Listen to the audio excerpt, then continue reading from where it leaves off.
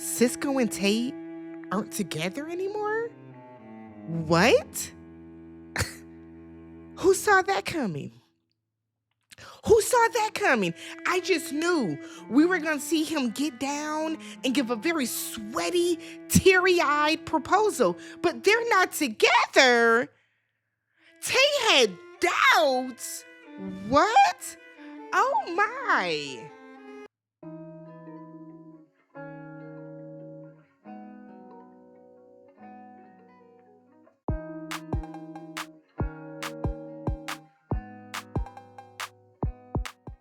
What's up, everybody? Welcome and welcome back to the channel. I'm Tammy. This is Tammy Talks. We're here to talk Ready to Love, Season 10, Episode 14, The Reunion Part 2. All right? If you guys are brand new to the channel, please do me a favor. Hit that subscribe button, thumbs up the video, and then leave your comments down below. It's my birthday. Okay? That's why I got the champagne. Well, Prosecco. I don't like champagne. But so if you want to wish me a happy birthday, go ahead and hit that subscribe button, thumbs up the video. So, okay. Part 2 of the reunion was aight, right? Were we shocked by anything? No, of course no one is still together. Are we shocked? Are we shocked that Tae and Cisco broke up? No. Do I feel bad for Tae? No. You wanted this. Kiara and Jay, we knew that was going to last. The way she was freaking out at... And then more of Rose being a thorn in everybody's ass. Let's get right onto it. So we pick back up with Rose, asking Cam if he is expecting or not, and Cam is saying no. So Rose is like, who is Alexa? And not the girl that you use. Okay, girl, we know who Alexa is. It really gave that Rose was looking for a moment. It did. I had some people in my comments saying, oh, well, Rose is this and then she was hurt. No. Now, personally, I read the comments, y'all. I read all my comments. Do I believe that the men should have been asking Rose more questions about her baby daddy? Yes. However, no one is, like I said in my recap last week, no one is going to say, okay, so is the baby daddy in the picture? And you say, and Rose says no. The next question is not going to be, okay, why is he in jail? That's not what the next question is going to be. That was Rose's responsibility to bring up. Right? And I think the way that it was brought up is the reason that her outcome was her outcome. We're going to talk about Rose later.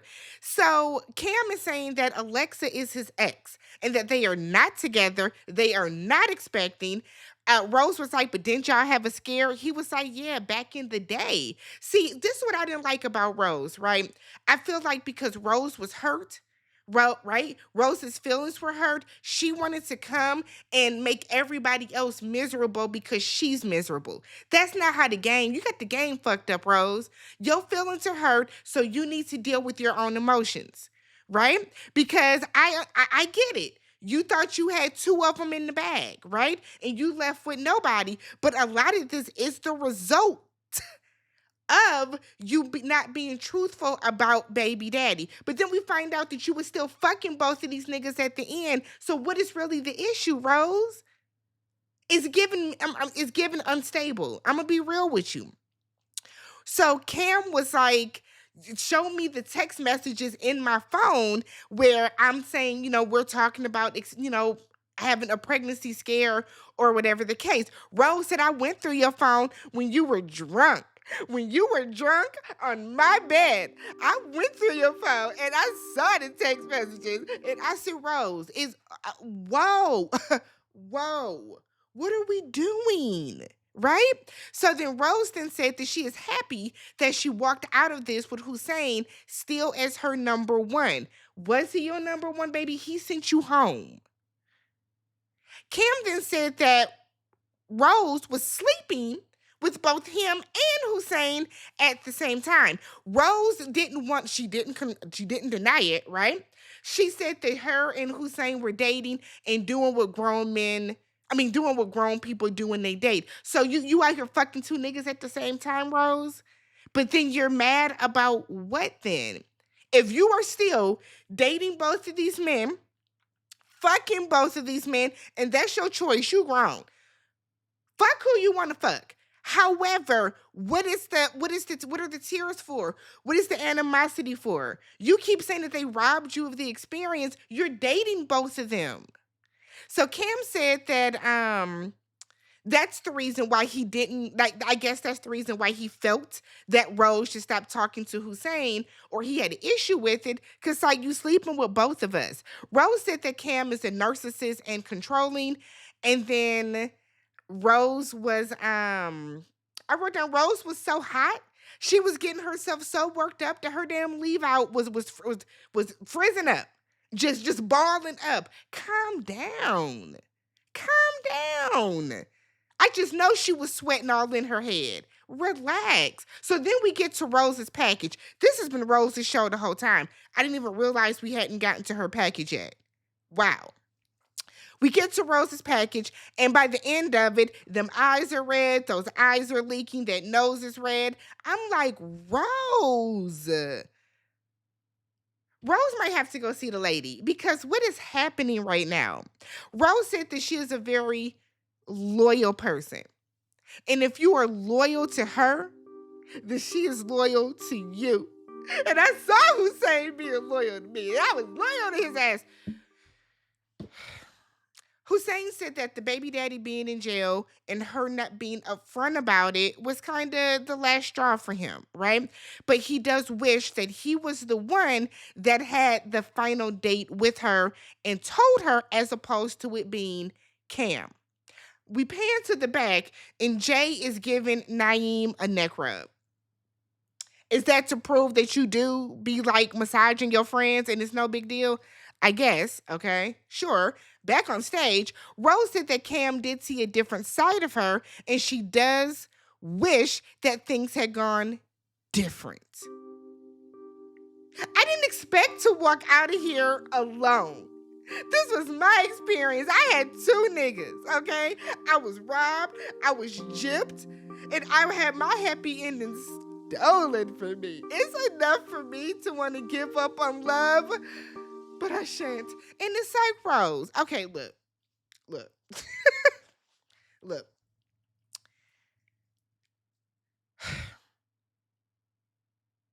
Do I think Rose got the short end of the stick? I'm a Libra, y'all know that. In some capacity, on one hand, yes, okay? On one hand, yes. Rose was blindsided to her. She was blindsided at being sent home because of what she considers a non-issue. Sure. On the other hand, though, Rose, you're saying that you were robbed, gypped, and you had your happy ending stolen from you, when at the end of this process, you were still dating both of those men. What exactly is the process? Or what exactly is the problem? Is it the fact that you didn't get to walk across the bridge?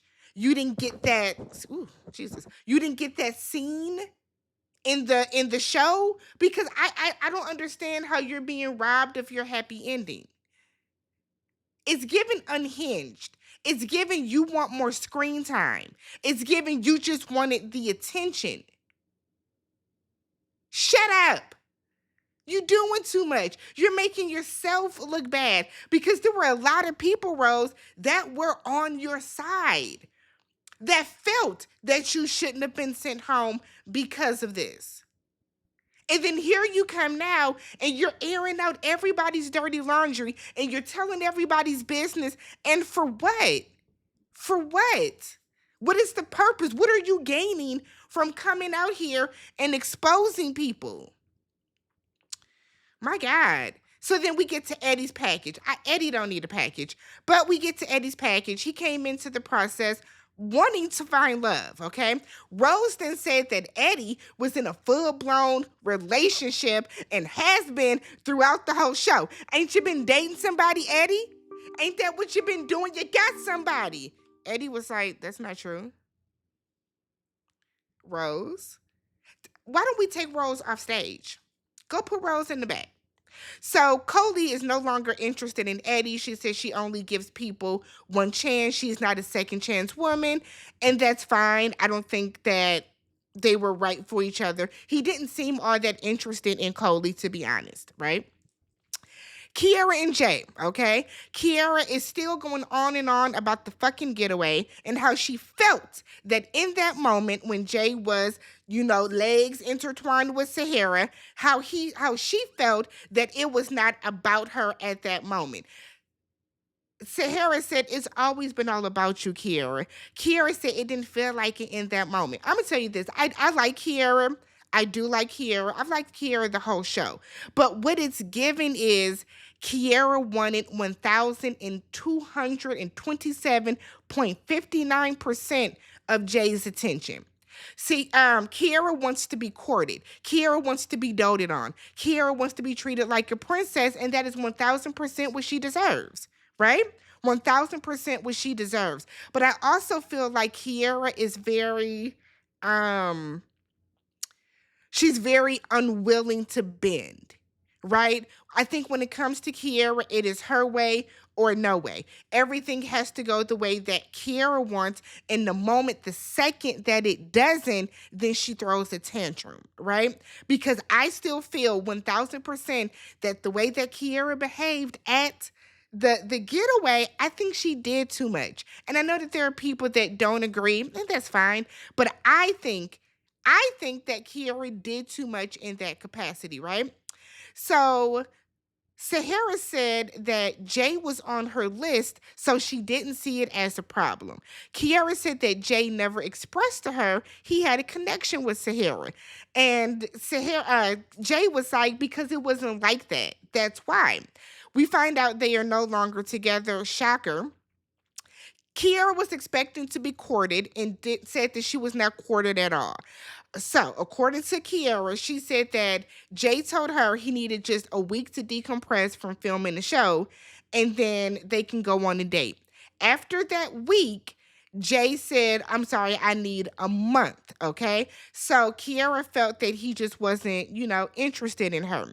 From Jay's perspective, he said, we had been together 16 hours a day, every single day. I just needed a little break from the show. He said it's not that he wanted a break from her, he just wanted a break from constantly going out. He said that he gets fulfillment from being at home, being laid up with his woman, talking to her, that type of stuff, spending quality time. Kiara wanted to go out to eat. What I see this from both ways. Now, I've never filmed a reality show, right? Never filmed one. But I know that it can be very strenuous. And I feel like if he wasn't taking a break away from you totally, I don't see what the issue is. Now, do I think that you need to wait a month to go out on a date? Nah, that's crazy. That's crazy, Jay. Right? I feel like y'all could have come somewhere in the middle, but I can't see how Kiara might have been hounding him and pestering him and badgering him to want to do something. I can see Kiara as the type that wants, like we said before, that wants to be spoiled and treated as a princess and doted on. And again, things have to be her way or no way. There was no compromise with the two of them, right? And it's interesting because now Kiara is already dating someone else. This always like, when was the reunion filmed in regards to the show? And I say this for all reality shows because it is always so interesting to me how people would say they're coming on the show because they've had such a hard time dating, whatever the case. But then by the time the reunion comes, they are now dating someone new and like it's serious. It's interesting. So meanwhile, in the back, when they get off stage, Cisco was asking Jay if he was caught off guard by Kiara saying that she's dating somebody. And Jay was like, man, you know how many bitches I have? None. None, because you needed to come on a dating show. Jay, don't do that. Don't do that. Now, think about how many women were probably like, oh, let me slide in his DMs up until this moment. Y'all niggas just don't think. Y'all don't. Deona gets a package, and she is still acting as if she cannot talk to people while she's at work. Now, as somebody that is corporate thugging during the day, and I do work in the office, I don't know what Deona thinks we do, but we don't sit on the phone all day either while we're on the computer. I think it's so disrespectful to other professions that she does that. She does feel that her being a firefighter is putting her above everybody else. I don't like that shit either. No one is saying that you got to be up the fucking ladder with the hose in one hand and with your AirPod in the ear on the other. But I have a lot of friends that are firefighters, and I have family members that are firefighters, and I know that y'all asses do have downtime. So while y'all are sitting around cooking, or when y'all are at the grocery store, or when y'all are sitting around watching TV, it takes nothing for you to send somebody a text or to pick up the phone and talk to your significant other. That's bullshit, Deanna. It's bullshit, and you know it is. But you don't want to date another firefighter. You need to go find another firefighter to date them. I think that's weird.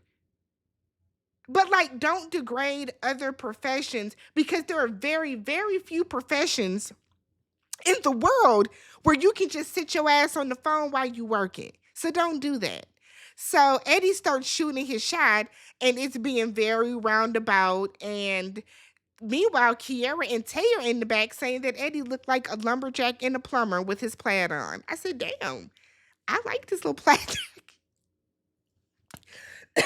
I thought it was okay. But that's just me. Tommy tells Eddie, look, properly ask her out on a date. Eddie properly asked Deonna out on a date. She couldn't really wait. Yes! Because Eddie don't care if he talked to you during the day. So y'all are like this. Y'all feel each other, okay? So then we talk Shanice. Shanice said, she when asked about why she was comfortable doing the naked painting, with Cisco, she said that, in reality, why do we need clothes? I believe it's against the law to go out naked. That's just me. But she does say that she's been abused mentally, physically, and emotionally, and Cisco just made her comfortable enough to be vulnerable in that way. So that was why she did it, okay? So Taven said that it was hard for her to watch that scene, but she's happy they had a great date. Cisco doesn't understand why Tay is upset. Said we all went on dates. Cisco, that's because you sitting up here half naked now. Listen. For you to be Tay, you could have gave her a heads up. You could have gave her a heads up. Because on the flip side, right, Fritz said that Shanice told him what happened, and she was very, very transparent about it. So he wasn't confused. He wasn't blindsided. So it looks away. It looks away. So Tay then said, no, yeah, we all went on dates, but my dates were PG. Cisco doesn't see what the issue is. That shows you how stunted he is. So Tae and Cisco, let's get to their package. Oh my God, y'all, they're not together. What? So Tae said that she was conflicted about stability. You weren't conflicted the whole season, though, Tae. You've been conflicted the whole season, but you didn't care about it. It's given Tay just wanted somebody to put a baby in her. Because Khalil had the stability that you wanted. Khalil was giving you what you wanted, but you wanted Cisco because he's pretty. Cisco is the pinnacle of pretty privilege. He's fine. Yes, we'll give him that. But he's low-key a bum, right? Low-key a bum. So Tay wants someone that's a little more put together. Tommy reminds her, as I did when I watched it, you knew this though. Tay said that, yeah, he was very transparent, but she still had doubts in the back of her head. In the back, Eddie and Kiara are talking. Eddie is like, if she's saying that he checks all the other boxes, right, then it shouldn't matter. And Kiara is like, it should matter though. Nobody wants to be with somebody that don't have no fucking money and we're adults. You rent a room. You don't have a car. You seemingly can't keep, no. No. Kiara also points out Tay wants kids right away. Cisco can't afford kids, right? Back on stage, Tay is saying that when she asked Cisco about his past jobs and basically why you can't keep one, right? A steady one, he said he would have a job and he would stop his job to pursue modeling. Cisco then said that Tate told him that, it gives that he mooches off of women, and he took offense to that. It rubbed him the wrong way. I will say this, throughout the season, Cisco would constantly tell Tay that he's better with the woman. When he sees his woman doing better, it wants to make him level up. As an adult, you should want to level up yourself. It does give that you mooch off of women, right? And it might not be the way, it might not be in the stance of, oh, she's paying for everything, but there's more than one way to mooch off of a woman. You can mooch off of her emotionally. You can mooch off of her spiritually. You can mooch off of her mentally. Nobody wants to be with a broke ass nigga. They just don't. So Tay is now saying that she just wants what she wants, and is that a problem? It's not a problem, Tay, but you just wasted Cisco's time.